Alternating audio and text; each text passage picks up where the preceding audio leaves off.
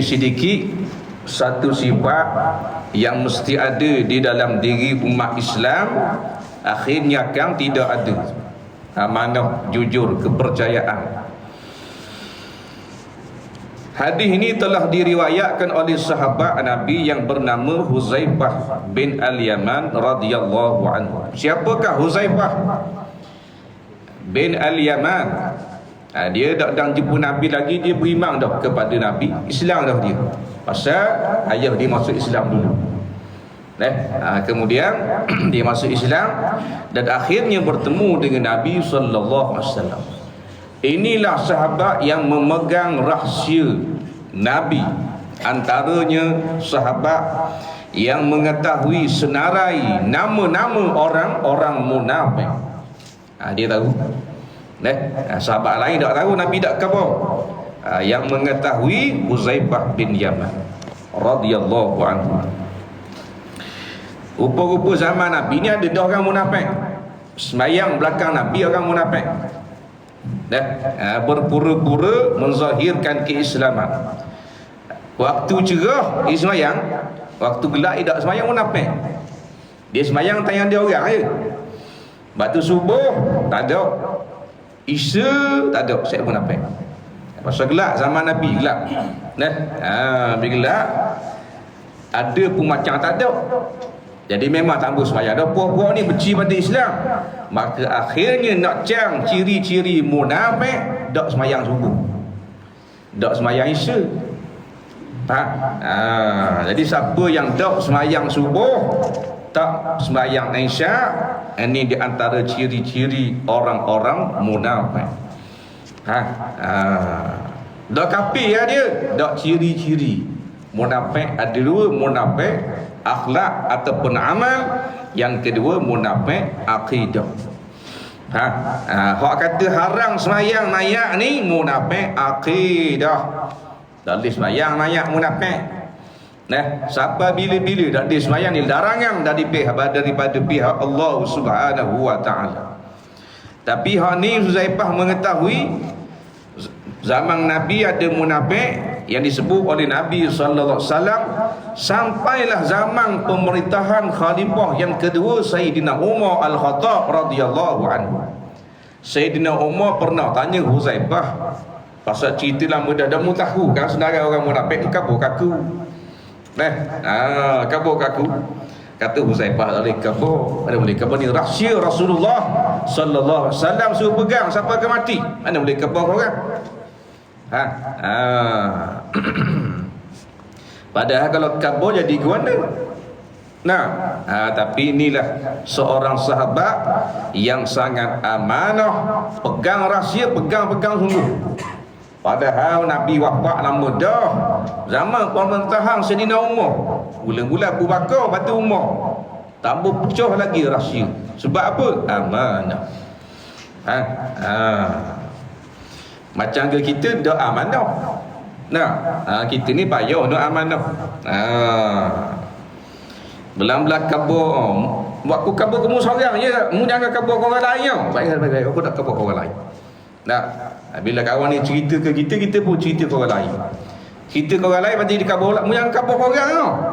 Aku kabur kamu seorang je. Bagi tak apa, bagi. Aku tak kabur orang. Sungguh. Topak. Lillah. Lillah. Mana ada sekapung cerita pasal kita tidak amanah.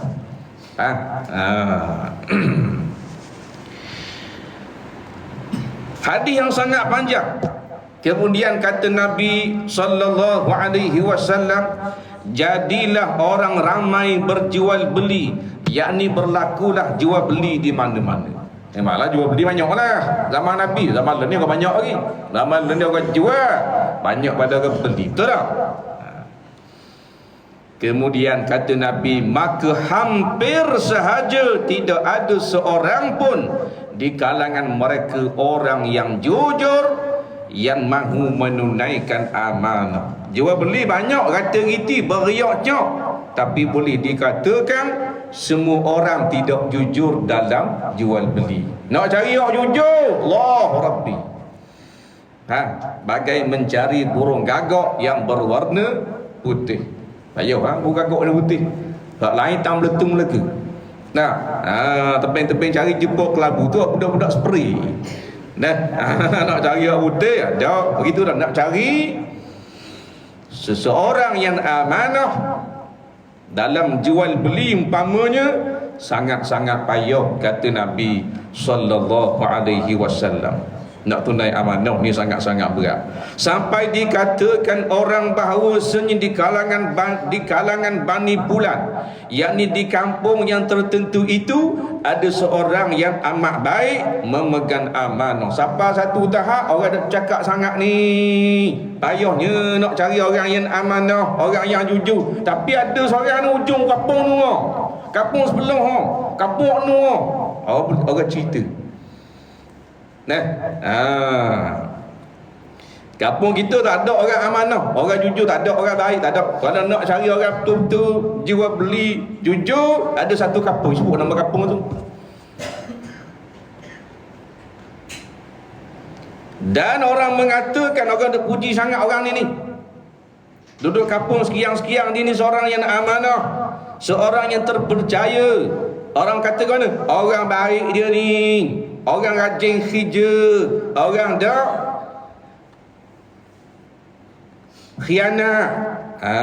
Dah. Alangkah moleknya pekerjaan dia. Kalau kerja berhenti pukul 5, kalau masuk pukul 8, molek kerja dia ni. Alangkah cerdiknya otak dia. Baru dah puji dia. Masa nak cari orang macam dia ni payah. Nampak? Padahal kata Nabi sallallahu alaihi wasallam, orang duk puji sangat orang tu, baik sangat tu, juruh sangat tu, amanah sangat tu, memang tak tipu punya orang. Nabi kata apa? Padahal sudah tidak ada lagi keimanan sekalipun hanya seberat biji sawi. Hak orang duk puji-puji sangat baik tu, rupa-rupa khianat juga. Mana nak khabar orang yang nak cari orang yang betul-betul amanah? Tak ada. Dalam orang duk puji pun tiba-tiba pecah khianat juga, lebang juga. Nah,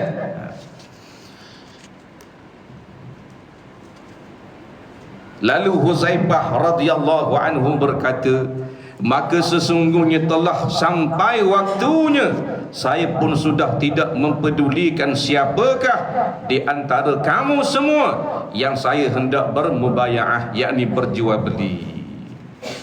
Kata Huzaifah, start daripada hari ni aku tak bercara dah ke orang ramai. Aku akan pilih dengan teliti, dengan cermat, dengan siapa aku nak jual beli. Takut apa? Takut salah pergi jual ataupun salah pergi beli kepada orang yang khianat, orang yang tidak amanah, orang yang tidak jujur. Dan kata Huzaifah lagi, sahabat Nabi saat ni, jikalau ia seorang Islam, maka agamanya lah yang kuharapkan mengembalikannya kepadaku, yakni dengan maksud agamanya lah yang kuharapkan untuk menahannya daripada khianat kepadaku. Kalau dia ni orang Islam, aku harap agama dia lah yang dapat jaga dia, dapat tahan dia daripada melakukan pengkhianatan. Kalau dia orang Islam, harapkan agama dia. Dan kalau ia seorang Nasrani ataupun Yahudi, maka pihak berkuasalah yang akan mengembalikannya kepadaku. Maksudnya jika dia seorang Nasrani atau Yahudi, maka orang yang memegang kekuasaan, pemerintahlah atau pemimpinlah yang dapat membantu aku untuk mendapatkan semua hak milikku. Kalau dia orang kafir, Yahudi ke, Nasara ke, aku harap pemimpin Islam dapat membantu jika berlaku satu-satu pengkhianatan kepadaku, ke atas hartaku, aku harap begitu. Tetapi kalau pengkhianatan itu berlaku kepada orang Islam itu sendiri yang berniat untuk khianat, aku harap agamanya yang menahannya daripada melakukan pengkhianatan. Pengkhianatan dalam amanah ni sangat-sangat banyak berlaku.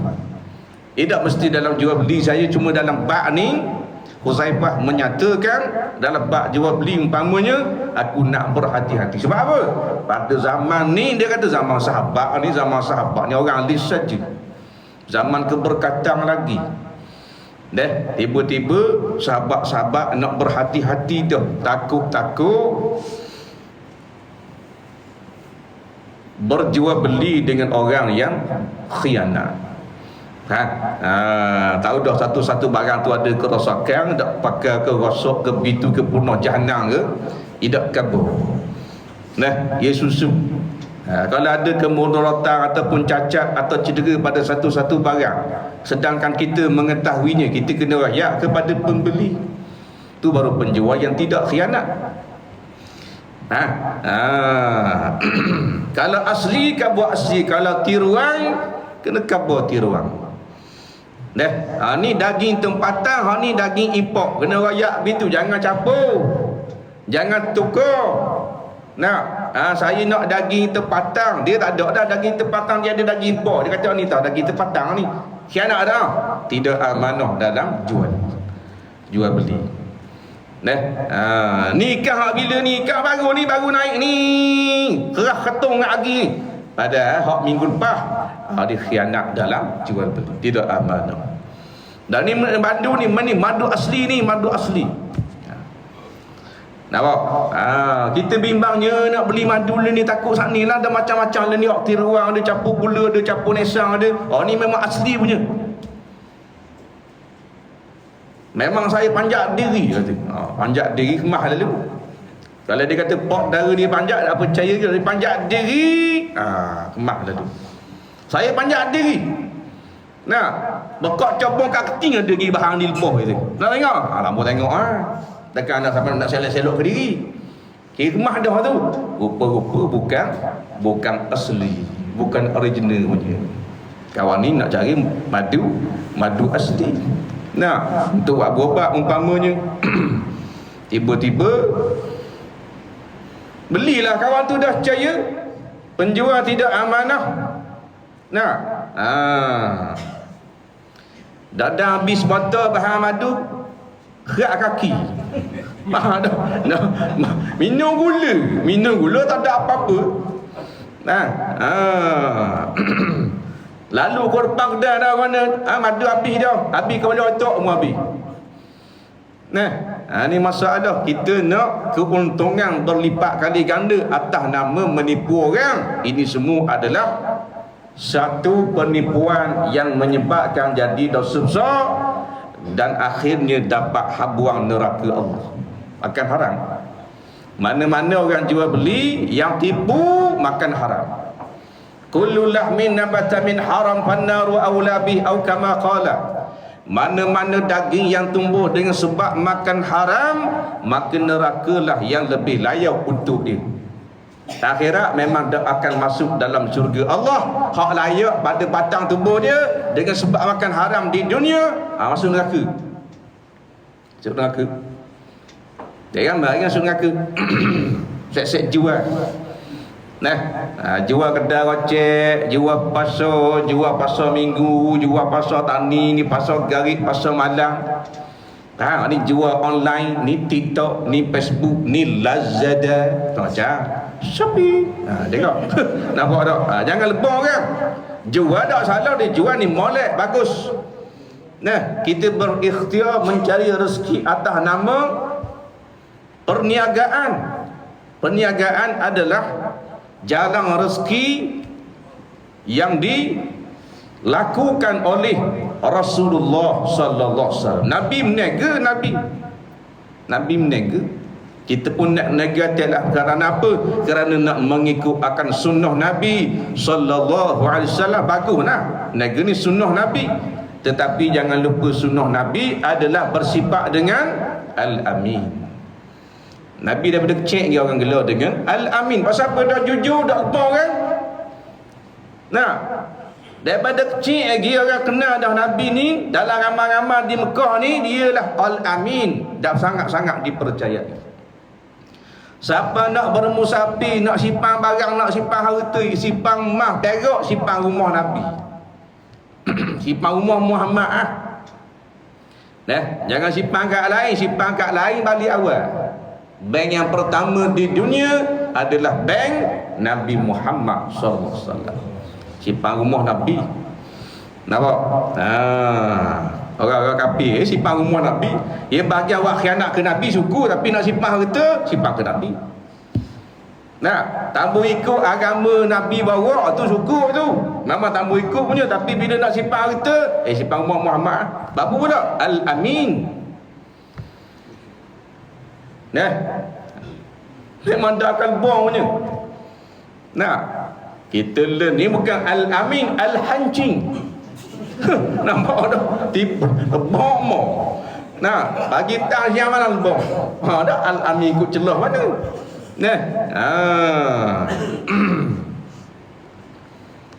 Peristiwa hijrah masa Nabi menyuruh Sayyidina Ali tidur pada tempat Nabi.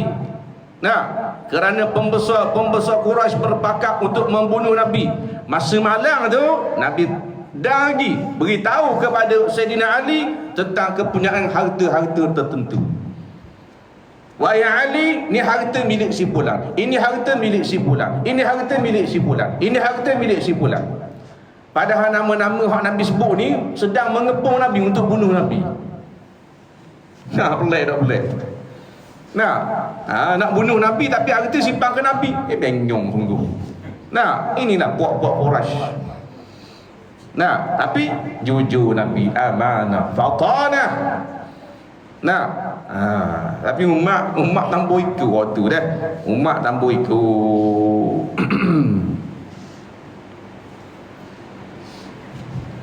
Kenapa kita nak ikut sunnah Nabi? Nikah ramai.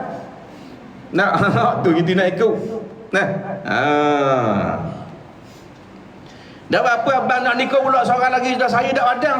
Bukan awak dah padang, awak padang dah, awak comel dah, awak rajin dah, awak ni bini salihah. Dah tu nak nikah pula seorang lagi, dah saya nak ikut sunnah Nabi. Remah tadi. Sunnah Nabi mana dah abang dah sembahyang subuh. Dah subuh dah sembahyang sunnah Nabi ikut seluruh mana? Abang nak ikut sunnah Nabi dah, sunnah Nabi bukan luar pendek. Abang luar pendek. Kok nikah saja. Tu dah kena kita. Nak nikah ramai tak ada salah. Biar semayang bang, biar kemah. Ada ilmu di dada, bukan harta semata-mata. Ni nak nikah ramai. Bodoh ke kambing? Faham tak? Tak jadi lah. Suruh bang nak reti. Nak nikah ramai, suruh bang nak reti.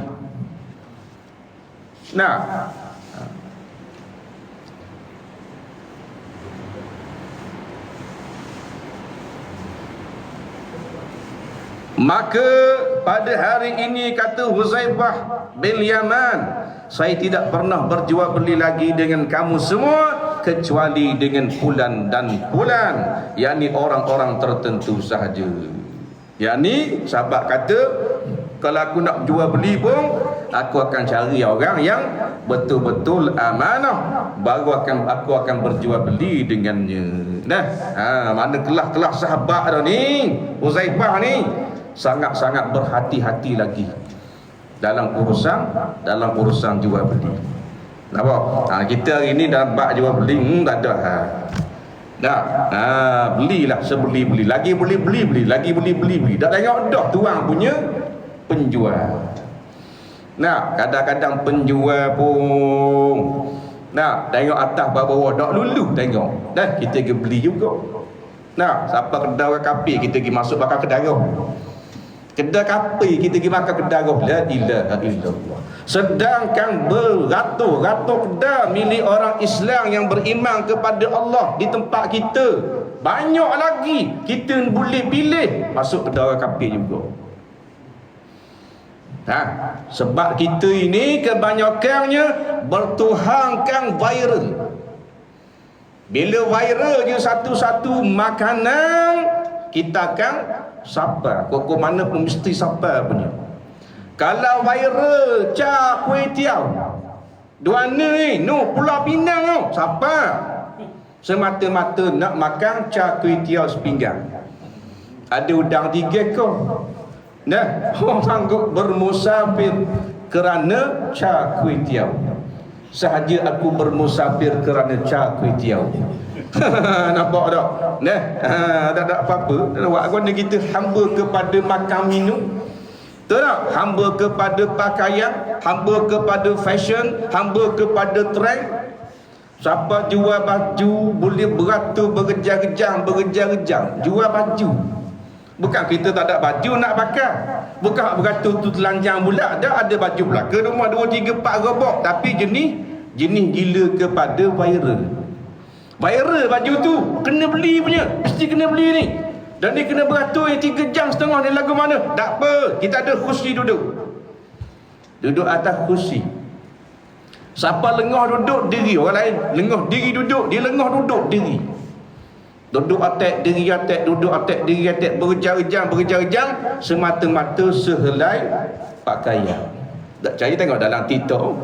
Bolang-bolana.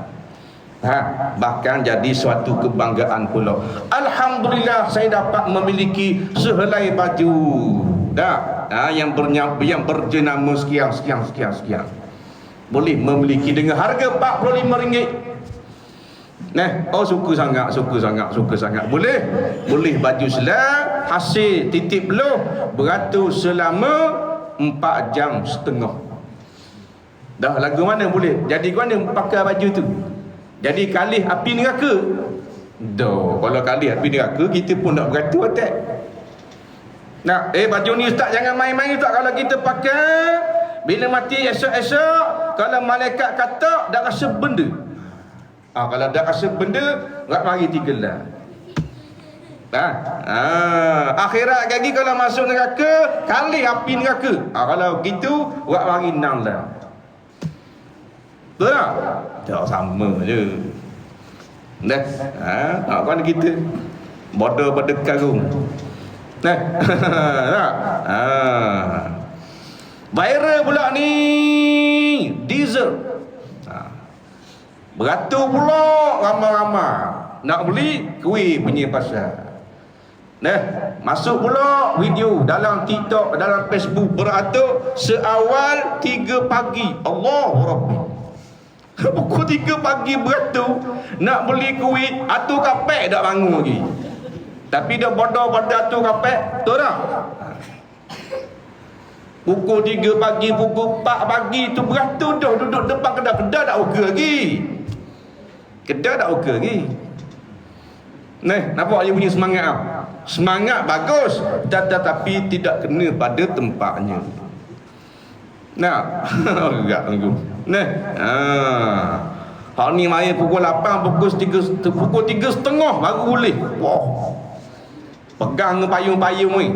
Nah, hak dekat anak. Nah, bercerita kali hak ni bawa cucu, hak ni bawa tu awak nak apa tu? Dah panas, betul tak? Baiklah, erik anak cucu, mari masjid, mari surga dapat juga fadilah, dapat kelebihan, dapat pahala rahmat daripada Allah Subhanahu wa taala. Tak ada masa dah kita. Nah, kita tak ada masa dah. Nak main makan minum dah sampai bila kita? Apa yang kita makan akan jadi tahi, apa yang kita minum akan jadi air kecing, apa yang kita pakai pakaian kita akan menjadi buruk, jadi lusuh. Yang kekal di sisi Allah adalah pahala yang kita buat. Nah, man tasaddaqtum faqad abqaitum, sesiapa yang bersedekah maka pahala kekal di sisi Allah Subhanahu wa taala. Itu cari barang hak dak kekal. Nah, cari barang kekal. Pasal esok lusa dah. Tak lama dah kita. Esok lusa dah. Nah,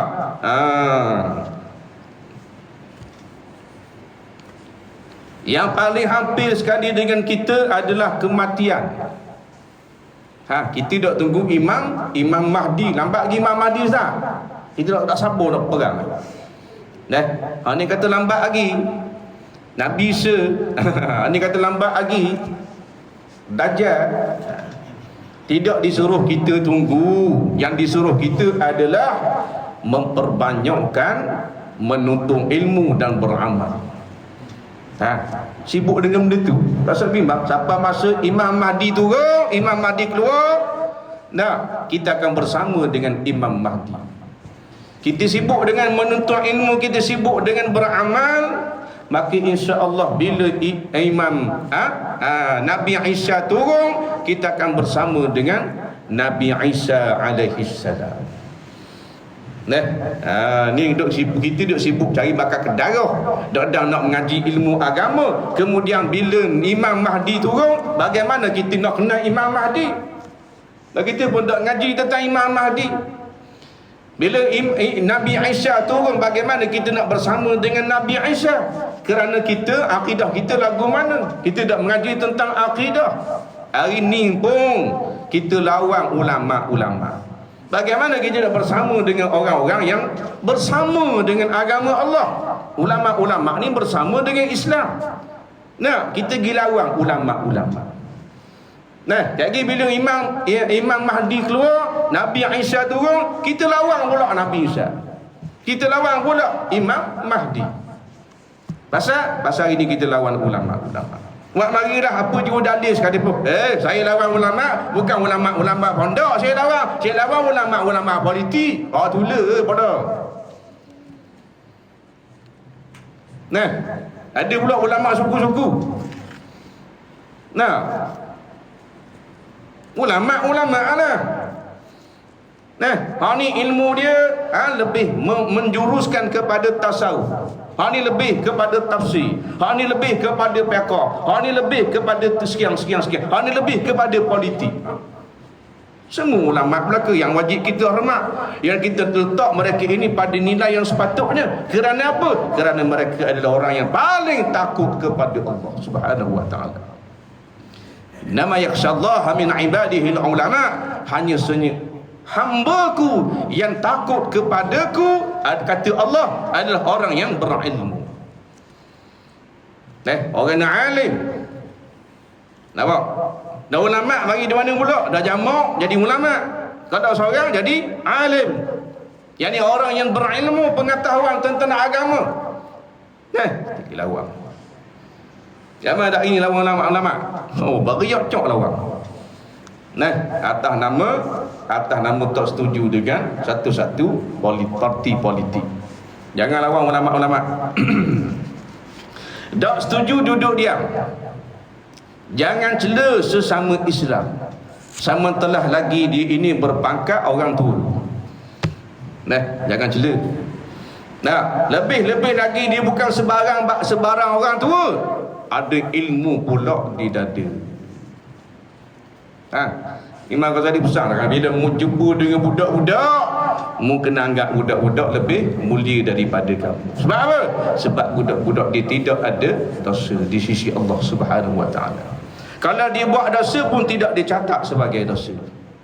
Kalau mu berjalan, kamu jumpa dengan orang jahil, maka hendaklah kamu menganggap dirimu lebih berat daripada orang jahil. Sebab apa? Sebab orang jahil dia melakukan satu-satu dosa atas kejahilannya, sedangkan kamu mengetahui, tetapi kamu masih lagi berbuat dosa kepada Allah Subhanahu wa taala.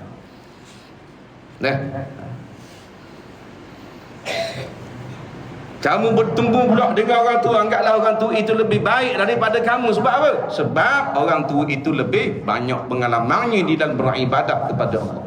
Lebih banyak pahala dia. Sebab apa? Sebab dia tua dah. Mesti dia banyak tahajud punya, banyak puasa sunat, banyak bersedekah, banyak berjihad. Maka dia lebih mulia daripada kamu. Hormat orang tua. Sementara lagi orang tua itu adalah ulama-ulama. Dan bila kita melihat orang kafir, maka hendaklah kita jangan berasa sedap duduk. Sebab apa? Sebab orang kafir, walaupun hari ini dia kafir, belum tentu esok dia kafir. Kena molek Tuhan beri dia hidayah masuk Islam, mati dalam Islam. Mu hari ini Islam, esok belum tentu hidup dalam Islam. Kalau Tuhan tarik nikmat Islam, kafirlah seseorang itu. Pasal nyudah waktu paling mustahak sekali. Nah, starting tak mustahak mana? Nah, patut ada orang dia masa dia hidup, masa dia segar, kafir. Bila ujung usia dia masih Islam. Mati dalam Islam. Ada orang hidup dalam Islam tiba-tiba mati dalam kafir, wal'iyadzubillah. Dah. Tu kita bimbang. Nah, sekarang di Eropah berbondong-bondong orang-orang masuk Islam. Masuk Islam tu orang Amerika, orang Brazil, orang Argentina. Masuk agama Islam. Tertarik melihat kesabaran, kehebatan kehidupan orang Palestin. Kata sabar orang Palestin, tak ada seorang bunuh diri. Terbunuh ada, tapi bunuh diri tak. Mati di medan pertempuran dalam perjuangan kena bunuh tu ramai, tapi nama kata nak bunuh diri telah acung tak. Kekuatan keimanan umat Palestin, kelebihan tu hari ke dia. Kita ingat Covid hari tu bunuh diri kan? Yang mana bunuh diri terjun bangunan. Telah acung tiku. Tekanan, stres sebab tak ada piti, tak boleh nak kerja buat, akhirnya bunuh diri. Tinggal anak ni bercerita sekali ni 14 orang ni. Ayah, dua ni ayah bunuh diri. Mak gantung diri. Kerana tak tahan dah hidup. Seolah-olah susah sangat dah ni. Tak ada makan, tak ada minum ni. Saudara kita mana ada makan minum macam kita. Macam-macam video datang kepada kita berbentuk tazkirah yang sangat hebat. Budak-budak kecil semuanya usia macam anak-anak kita. Duduk bega-bega jalan, getuh daun ibu-ibu dalam mulut. Getuh daun ibu-ibu dalam mulut punya. Pasal apa? Pasal tak ada makanan. Ini air bega-bega jalan. Di ujung-ujung baik. Jadi jilat-jilat. Allahu Rabbi. Tetapi tidaklah menyebabkan mereka ini hal keadaan menggadaikan akidah mereka. Wartawan interview seorang budak cik puang, cik. Tanya dia, dah tambah lagi, dah duduk sini kata. Lari kat negara yang aman Tambah. Berapa tambah? Dia kata kalau lari kat lain pun sampai masa mati ke? Baiklah mati di tanah air kerana mempertahankan tanah air, kerana itu jihad yang sangat besar. Cik budak puang, cik. Tapi dia punya percakapan dia sebagai tazkirah kepada kita. Penduduk Malaysia. Yang sekarang ini kita lihat majoritinya semakin hanyut dengan macam-macam jadi hiburan. Orang ni sibuk dengan nyanyi, orang ni sibuk dengan joget, orang ni sibuk dengan tengok TV, orang ni dengan Maharaju Lawak. Betul tak? Tengok cerita-cerita bodoh itu. Pukul 7 Maghrib, nyanda tengok TV anak-anak dah. Kata mana? Orang ni umur 50, orang ni umur 60, orang ni 78. Orang bang wang tak ada hal. Orang bang garik disuruh anak dia kuat-kuat kat TV, tak apa dengar. Hayya 'alas salam. Kuat ke kau mesti ingat kuat ke? Kau kuat bukan suruh selur. Kau suruh kuat. Tak dengar dia kata macam tu. Habis tu orang semayang, biar rumah dia orang semayang tak ada hal. Sebab apa? Semayang tak penting mana, kuliah maghrib tak penting mana. Hak pentingnya ni di kaca TV sekarang ini drama TV3. Kalau terlepas ni esok tak tahu cerita di mana ni. Kena tahu ni. Dia ada 47 episod. 47 ni kena khatam 47 pasal malaikat muka lelaki akan tanya kat dia dalam kubur masing-masing. Betul tak? pada cerita tula. Buat mari tajuk dia pun cerita tula. Dah. Berebut harta, berebut puan, berebut syarikat. Betul tak? Lepas tu bila nak mampu kan ngucap. Nah. Dalam agama nak mati ngucap apa? Nah. Pada masa hidupnya minum arak dengan main judi dengan kelek porong. Bayar nak mampu ke? Asyhadu an la ilaha illallah. Dah. Bagian agama. Kehidupan kita bukan gitu. Semudah tu. Laqinu mautakum la ilaha illallah. Ajarkanlah orang yang mati, orang yang hampir mati. Lapas hadis orang yang mati, dak kata ulama-ulama orang yang hampir mati la ilaha illallah. Akan kalimah la ilaha illallah. Maka kata ulama-ulama ucapan ini bukanlah sesuatu yang boleh kita ucap dengan hafalan dah. Memang kita apa belaka la ilaha illallah. Kita apa belaka dalam surah kita apa. Tak ada orang dia ingat kalimah syahadah. Tapi dia mengikut tabiat seseorang itu masa dia hidup. Adakah menjadi kelaziman lidah dia mengatakan la ilaha illallah ataupun tidak? Itu duduk saja kata tak la ilaha illallah. Ada ke tak? Dia kata semua.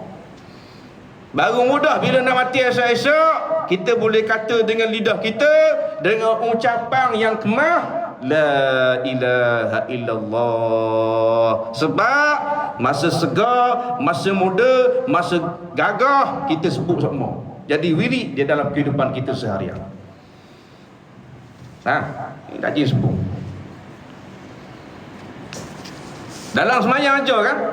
Asyhadu an la ilaha illallah. Orang semayang, kalau orang tak semayang tak baca. Kemudah nak kata la ilaha illallah masa mati. Ayo. Kita tanya doktor pengalaman yang begitu banyak berhadapan dengan kematian. Berapa peratus wahai doktor orang hak mati-mati dah di tangan doktor, hak doktor pengalaman tengok, hak boleh mati dalam keadaan boleh mengucap la ilaha illallah. Kita tanya doktor. Majoriti payah nak kata la ilaha illallah. Tapi bukan bermakna masuk neraka. Cuma kelebihan orang yang boleh kata la ilaha illallah, syurga bagi dia. Man kana akhiri kalami la ilaha illallah dakhala al-jannah atau kama qala. Siapa yang akhir kalamnya boleh ucap la ilaha illallah, jawabnya Nabi kata masuk syurga. Nampak? Syurga. Boleh kata la ilaha illallah. Batu sunnah orang yang hadir pada tempat orang-orang yang nak mati, ajar talqin kepada orang yang hampir mati dengan la ilaha illallah. Tu talqin ada dua kata ulama-ulama. Talqin masa nak mati dengan talqin lepas mati. Talqin masa nak mati sepakat ulama-ulama. Talqin lepas mati berkhilaf ulama-ulama. Sebalah tengok macam ayah kita nak mati dong, tak ada harapan dah. Hoha. Pergi kat telinga dia, suruh dia kata la ilaha illallah. Mak kata nu ajar nu ayahmu nu. Nampak lain macam dah nu.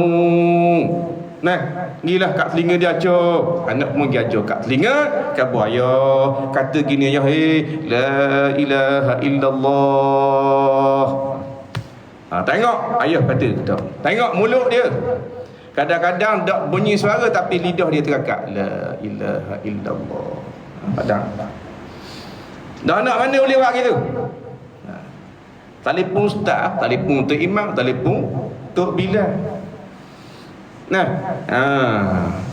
Telefon Tok Bilal, Tok Imam dah akak setara. Nak suruh mari tengok ayah. Pasal nampak pelik dah. Telefon Tok Bila akak, tapi Tok Bila kata kejap tengah main pusat. Dah. Apa dah? Orang suruh tengok ayah disebut main pusat. Dan awak ke mana? Nah. Pasang YouTube dinding ayah. Nah, maklum YouTube.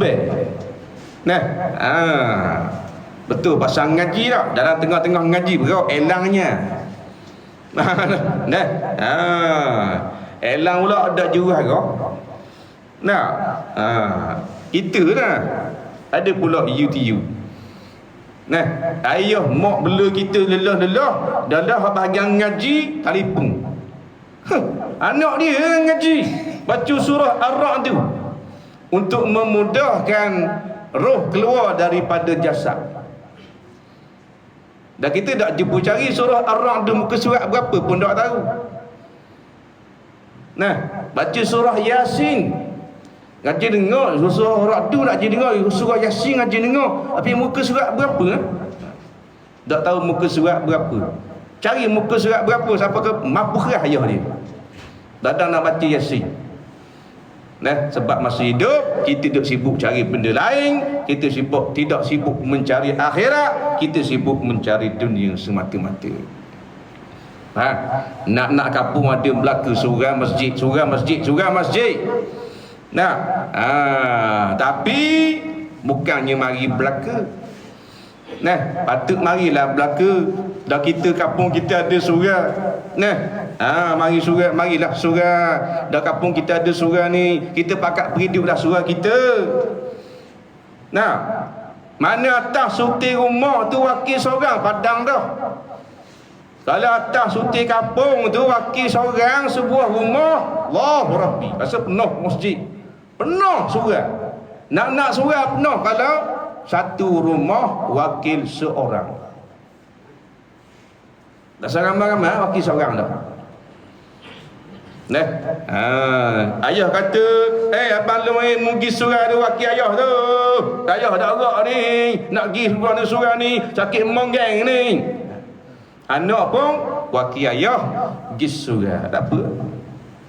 Nah, bertambah jemaah seorang. Daripada 4 orang jadi 5 orang. Nah, rumah lain pula wakil seorang. Nah, hak ni wakil ayah, hak ni wakil tu, Allah takkan tak ada wakil seorang. Nah, siapa tak ada wakil seorang kita. Kalau makan gula wakil ya. Makan gula wakil. Wakil lah, mak dak kabar dah kisalang, mak kisalang kata, mak dak pergi dah lah ni, kenduri mak dak gerak dah. Wakil mak dah. Kenduri wakil mak. Nah, tapi jarang wakil ya. Memang kena pergi punya kenduri. Nah, pocok wakil mesti siapa? Kenduri, Kemamang, apa? Kija, siapa? Su, siapa? 3 pak, cabang 3, Gua Badak, Besu. 3 lagi. Gong Pak Jeng, Gong Sekolah, Kija. Oh, pergi siapa? 3 lagi. Makan dah sekira lah. Wah, minta maaf banyak lah, ada 2 tempat gini. Tengah jalan berhangkok. Wah. Nah, pasal kenduri, maka darah memang kena sampai punya. Nah, dipanggil jasmani. Makanan rohani, kuliah agama, tu insya-Allah. Bagian insya-Allah saja siapa berubang bulu tiup. Dah, mari tidak sekali-kali. Minta maaf banyak. Dah pergi patih Pak Syuh, tak mau pergi surau orang ngajar malam ni. Oh, kita bukan tak mau pergi, nak pergi sangat. Dah waktu ada cucu rumah, ada orang nak tengok, pulak dah. Dulu zaman muda ada anak. Alasan anak. Tak ada anak, bini. Nah, tak ada bini lagi, alasan dia, alasan kedai. Tak ada orang nak tengok kedai kita, berak bini. Tak ada orang nak tengok bini kita. Dah apa pula? Dah tahu awal-awal mutah mau nampak le ni. Kakak luga, kakak mutah. Nah, beri merana. Tak ada orang nak tengok anak pula. Nah.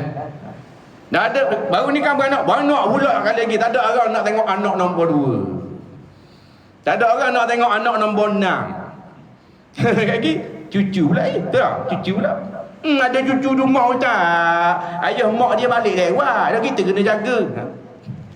Jaga cucu pula sampai masuk dalam lubang kubur. Tak, duk sibuk kepada anak, sibuk ke bini, sibuk dengan cucu, sibuk dengan kedai, sibuk dengan dunia. Dah bila akhirat? Nah, anak-anak tak pada. Dah kita ada anak, dah salah suruh mak bapak kita jaga. Pasal mak yang kita dilelah, dah jaga kita masa kecil, betul tak? Orang lain yang jaga, bini kita yang jaga. Bapa suruh mak kita jaga. Nah, sepatutnya mak kita ni, anak-anak berusaha untuk meringankan beban mereka. Tak sesuruh lah jaga anak, tak sesuruh lah jaga cucu, tak sesuruh lah jaga kedai. Nah, ni mak duduk saja rumah, mak jaga kucing kita, mak jaga kucing pula. Ada cucu kucing. Tak ada orang nak tengok oyeng. Mak kena jaga oyeng.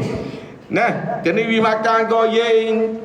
Nah, kena pergi minum ke oyeng, kena mandi oyeng. Nah, mak cakap dengan oyeng. Gila habis mak. Nah, ada pula suruh mak jaga kucing dia. Nah, dah usah mana, tak ada dalam benda gitu, tak sah. Nak bela kucing tak ada masalah, tapi siapa tahap menyebabkan mak bapak kita kena jaga, jadi rohak dia pula. Patut boleh pergi seorang pergi masjid, tak boleh pergi seorang pergi masjid. Pasal nak jaga anak kita pula, nak jaga cucu kita, nak jaga natang kita, tak benda hal. Nah, anak yang sepatutnya dia buat ke mana? Mak bapak dia tanya sama mak, ayah, malam ni nak pergi surau mana? Itu baru anak. Nak pergi dengar di mana? Masjid mana? Surau mana? Kita tolong bawa. Sepatutnya kita menjadi penolong bagi mak bapak kita untuk menambahkan amal mereka. Sebab apa? Anda kata mak bapak kita umur telah lanjut usia, tak lama dah akan menghadap Allah. Kita tolong dia untuk menambahkan amal ibadah. Bukan tolong dia jadi sempit masa dia. Siapa dah nak berzikir, siapa dah nak berselawat, dah nak mengaji, dah nak bagi dengar, dah. Pasal sibuk dia layang kerana anak-anak.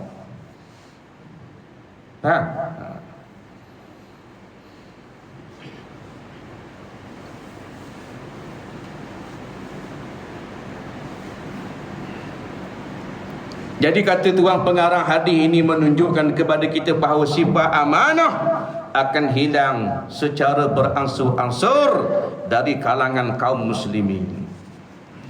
Tak ada lagi orang yang amanah, akan hilang sedikit demi sedikit, sedikit demi sedikit.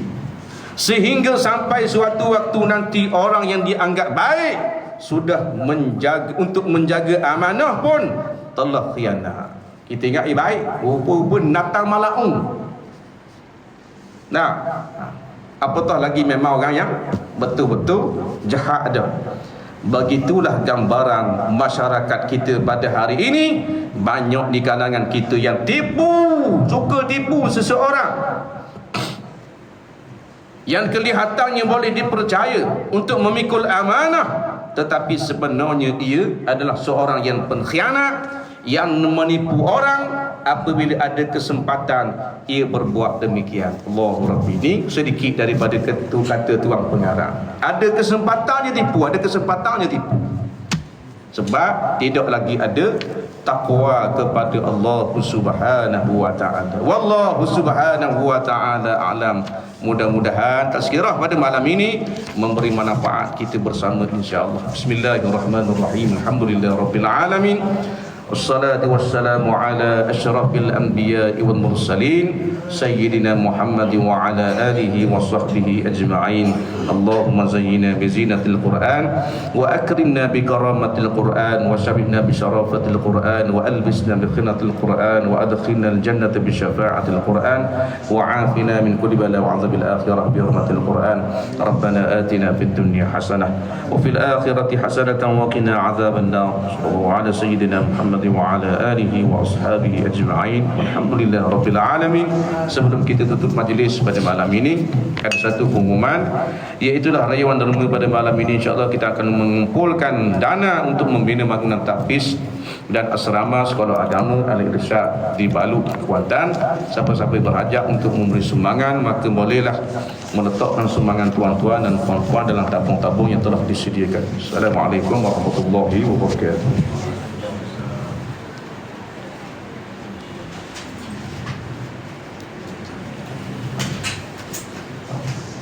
Bismillahirrahmanirrahim.